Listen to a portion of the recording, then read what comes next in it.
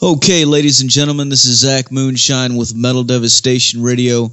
Right now on the phone with me, I have Paul and Frank from Lord Volture. What's going on, guys? Hey, man. It's nice to be in the interview. Fuck yeah. So, tell everybody out there listening, what's been going on in the world of Lord Volture? Well, a lot, actually. I mean, so actually at the moment we're really anticipating the release of our third album, the first album on Mausoleum Records, and it will be out on September 12th. And actually, running up to that, we're doing some shows, some festivals. Right after, we'll do a little tour in Slovakia, Europe. And so, yeah, it's all about that album now, actually. Very cool. So how long have you guys been in a band, and how did you guys get started? Well, this lineup is together, I think, about 4 or 5 years. Yeah, 2010, I guess. Yeah. Like just pretty much around the time of the first album. Yeah. Because David and Paul wrote, David wrote the first album. And just before it came out, David put the lineup together, and I knew Paul and David from high school already, and David knew Simon, the bass player, and Leon, the other guitar player. He knew them from other bands, and we all have a band experience aside from Lord Volture. But for me personally, I met Simon and Leon for the first time when I played with Lord Volture, and the lineup is stable since then. Yeah, we wonder why, but it still is. So that was your question, right? Yeah. So now the name itself, how did you guys come up with that? What does it mean to you? Yeah, well, it's actually the whole Volture instead of Vulture thing. It's something of the past when we were looking for a good band name. So the singer, who's the big brainiac of the band, the guy who's really behind it, he's my brother. So we share a history, doing music together and whatnot.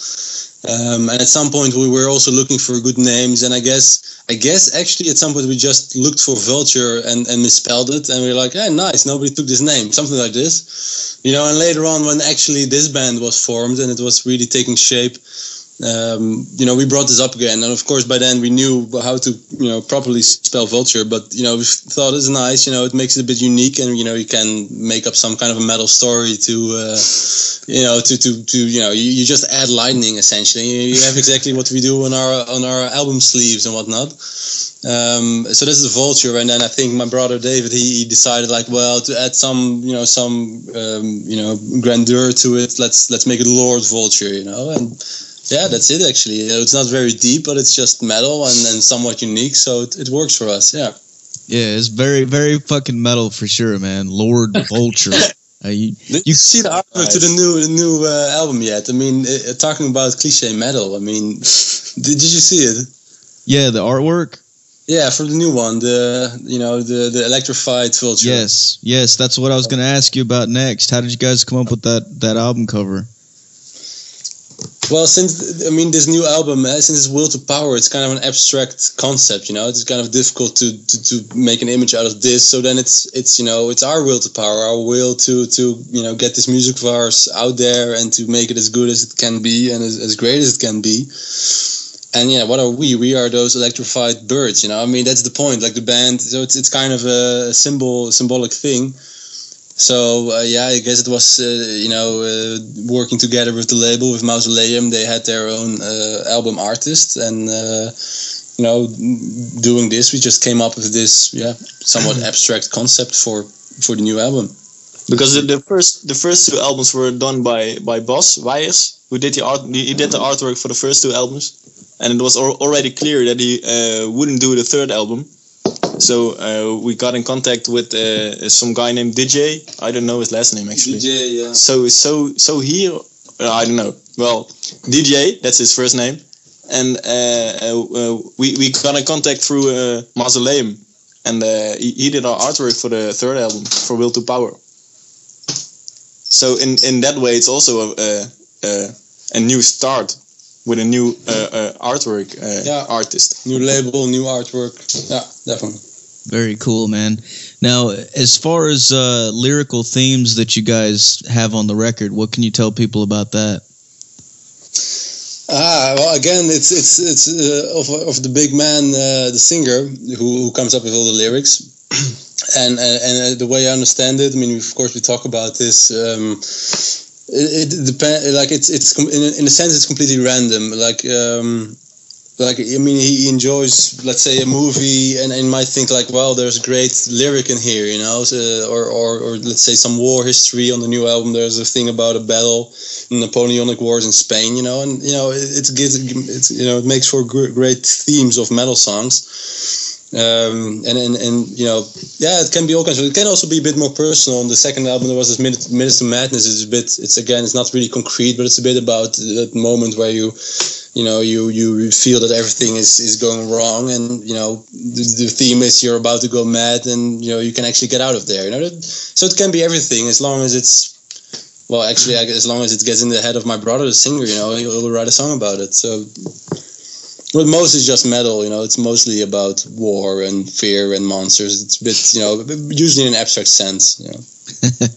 Really cool, man. Now, I was also reading in the promo materials that was sent over. Chris Poland from fucking Megadeth he appears on this record, correct? Yeah, definitely. What can you tell us about that? How did that happen? Well, he plays guitar. I mean, I hope you know. Yeah. No, I'm sorry. How did it happen? Well, the thing is, it's a bit. I mean, you might wonder why would you, in the first place, think about it. Well, it became kind of a tradition. Like for the first album, it was kind of coincidental because we had Jeff Waters there, of Annihilator. Yeah. And that just happened to be the case that I was actually at a clinic of his, and when everybody wanted his autograph, I asked like, hey, how about you play a solo on our debut album that is still to be recorded? And we managed to get this arranged. Like he said, like, okay, sure, if I like the music, I'll think about it. And he liked the music, he did it. And from there on, we thought like, hey, but this is a nice thing, you know. If we can, for every album, well, I think after the second album, we thought of this. If for every album we get one of our heroes, you know, to play along. I mean, it's really nice for yourself, right? Like these people you've been listening to for such a long time. If they contribute to the thing you are doing, it's amazing. So for the second one, actually, we had Cage's singer Sean Peck, who did this sort of duet with our singer. You know, I mean, basically they were both different armies, so of course it was still metal, but essentially it's a duet. And then indeed, so now, you know, okay, what are we going to do now? So I thought, well, you know, talking about heroes, you know, how about Chris Poland? You know, no clue whether or not he's approachable, but you know, who doesn't try, you'll never know. So essentially, I just, you know, contacted him all through the internet, of course, and it was similar to the Jeff Waters story. Like, well, let's first hear it and then see what about it. But he liked it, you know. He was very willing. I mean, I think he literally said something in a way of, I've been doing so much fusion nowadays, like other stuff, that this is really guilty pleasure. I get to play some heavy metal again. So yeah, you know. So that's that, you know. It's just asking the guy and. Him being so nice to want to do this. That is really, really cool, man. That's like you grow up listening to these guys, and then now you're jamming with them. You know, that's full circle right there. Yeah, definitely. I mean, I even have solos that I feel like, okay, this is really my Chris Poland solo, and then suddenly I realize, but wait a minute, this guy actually plays with us now. Yeah, you know? It's amazing. Speaking of that, what would you say your influences are as a band, and what really got you into music when you were young?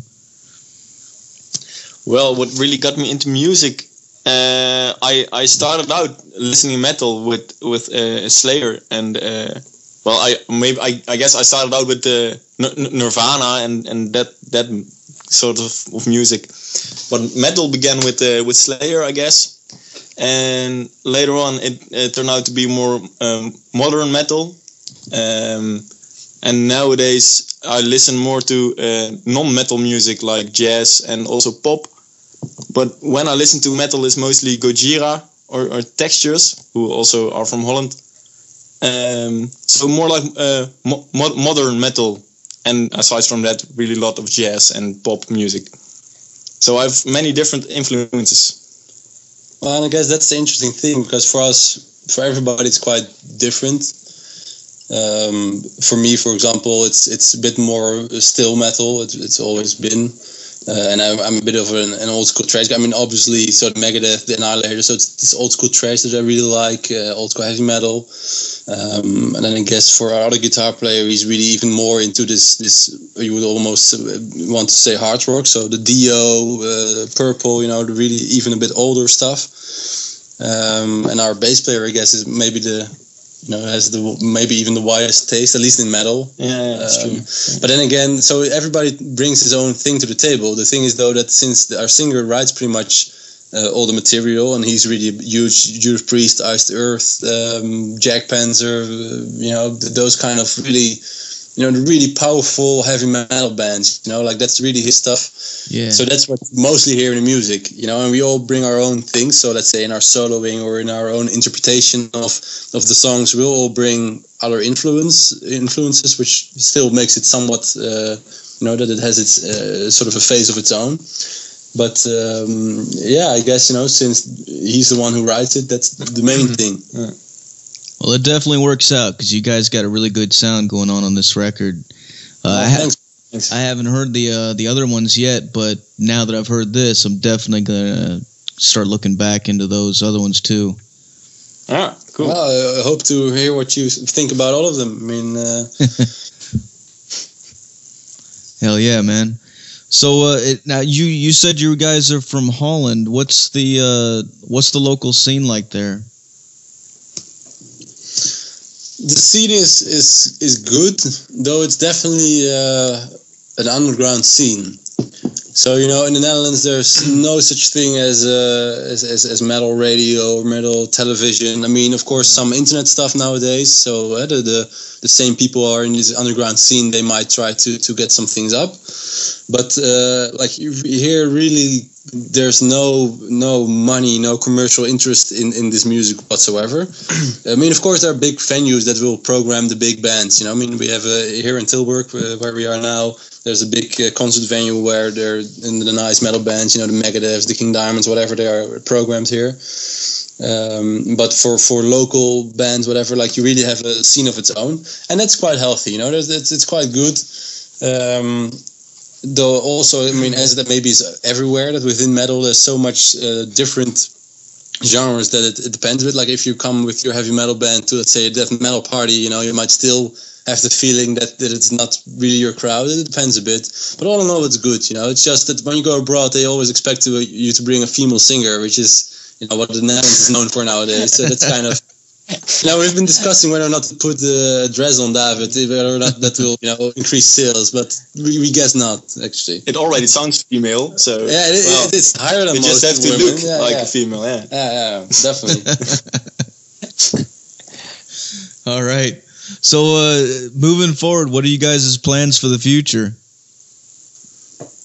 Well, as Paul earlier said, we have a tour through Slovakia. We have planned, and we're planning some other tours through Europe, maybe even the US. Let's hope so. Would be cool. Yeah.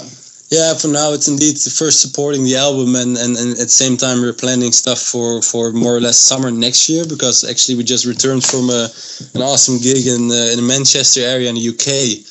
Which is reason for us to want to go back, and actually resulted in already some other dates in the UK. So that's really something we want to go back to.